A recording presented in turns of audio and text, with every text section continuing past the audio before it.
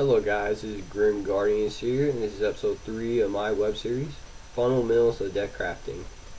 So, we have selected your hero, you have selected your theme, and now we are going to be putting cards in your deck and also going over resource carving. So before we even touch a card or look at what we're going to put in our deck, here's a couple of tips. The game has a 40 card minimum before you can start playing online. Now, I suggest players to stick with that 40 card minimum. Don't go over it.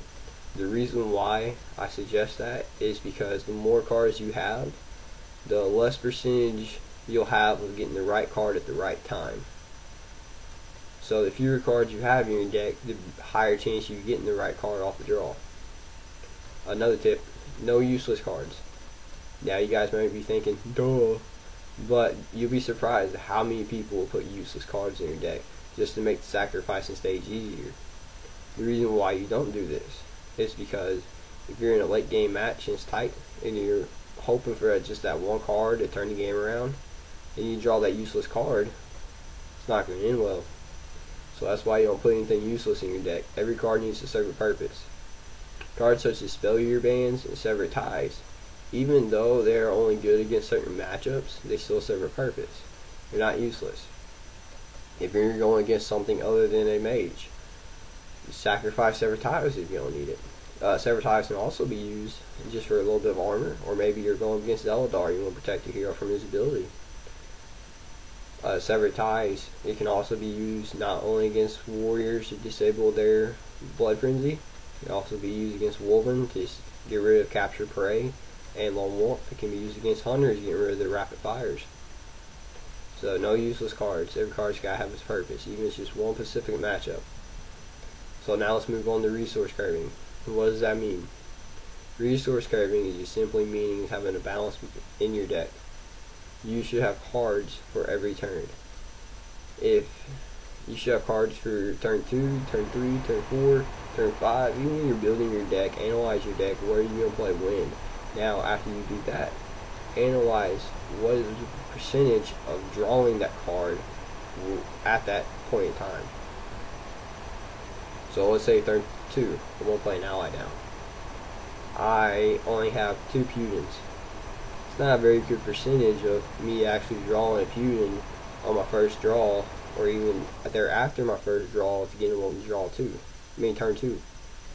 So you gotta add more cards to increase that percentage. So I have 4 Pudens. I play a couple games, realize that's not enough. Usually I don't get them. It's a losing ratio when I get them win. So what I do is I add 4 more cards, 4 other retreats. That way if I don't have Puden, I can retreat his ally back into his hand. So I can then play something on turn 3 with a clear field. I recommend all human decks have retreat anyways. And then obviously some 2-cost cards.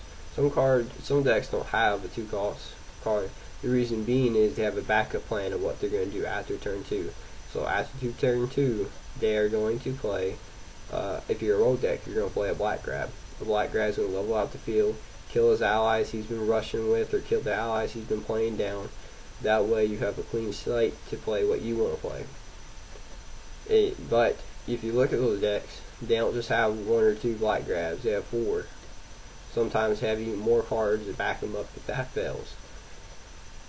Hunters, they typically, there's a lot of ones that don't have 2-drop cards, but they have a lot of ability cards that fill up their deck, such as Poison Arrow and Flaming Arrow. That way they can disable and kill off allies without actually playing an ally down to attack with.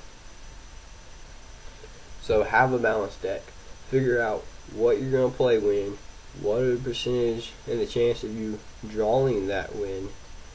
And after you play a couple of games and you realize it's not working out in your favor, you can't get that 2-drop, you can't get that 3-drop, go back to the deck crafting process, drawing board, and figure out what you're going to add to make that difference. Sometimes on turn 2, if you're struggling, you can't figure out how to beat him on turn 2, add a card on turn 3 that's going to turn that into your favor. That's going to level out the field for you. Analyze what's going to work when. So those are my tips on resource carving, and also some tips on just the basics of creating a deck, what to add, and how many cards you should have.